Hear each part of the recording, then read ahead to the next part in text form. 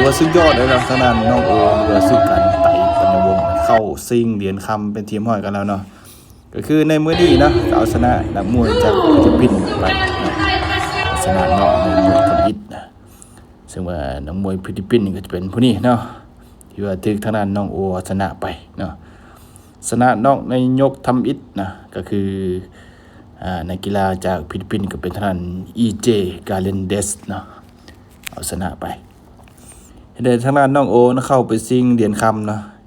ก็เข้าไปรอท่านะซึ่งว่าหอบซิงเหรียญคำจะเป็นมืออื่นเนาะ16 ธันวาคม 2025นะแต่แอดก็ยังบ่เห็นตารางเถื่อนเนาะก็เป็นข่าวดีก็แล้วกันเนาะได้เข้าหอบซิงนะซิงเหรียญคำเนาะทางด้านน้องโอสุกันไต่ปัญญวงศ์เบื้องขวามือเด้อตรงลาวเนาะเก่งอีหลีพวกนี้เนาะตีมวยได้หลายกีฬาเนาะมีทางด้าน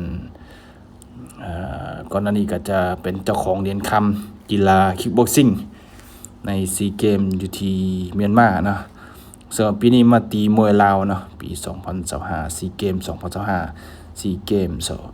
ครั้งที่33อยู่ที่ประเทศไทยนะถือว่าเข้าซิ่งไปเนาะถ้าเบิ่งรุ่นเบิ่งอื่นเนาะว่าจะได้เหรียญคำหรือบ่ซึ่งบ่ฮอบซิ่งแอดก็ยังบ่แน่ใจด้วยว่าจะซิ่งรุ่นหรือบ่เนาะจะมีการรายงานในเพจตีมเหมือนกันเนาะหรือว่าติดตามในเพจของมวยลาวหรือมวยลาวเฟเดเรชั่นนะส่วนละคู่อื่นก็น่าสนใจนะก็มีหลายคนน่าสนใจอันนี้มันยอดยิงมันเสียเนาะเจมส์บอนด์ก็เสียนะ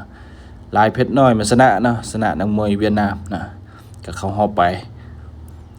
กองทรายแดนก็เสียไปเนาะแล้วอีกผู้นึงที่ว่าชนะนะก็จะเป็นทางด้านกล้องโพไซก็เสียไปก็น่าเสียดายนะมันยังมีรุ่นอยู่ก็คือทางด้านน้องโอนะรุ่นเรียนคำกันเลยนะ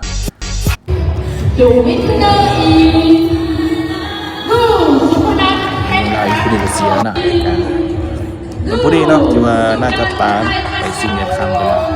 แล้วมีของคนใบอาจจะมีการรายงานให้เติมกันเอาใจสวยกันกันนะสุดท้ายขอบใจคลิปจาก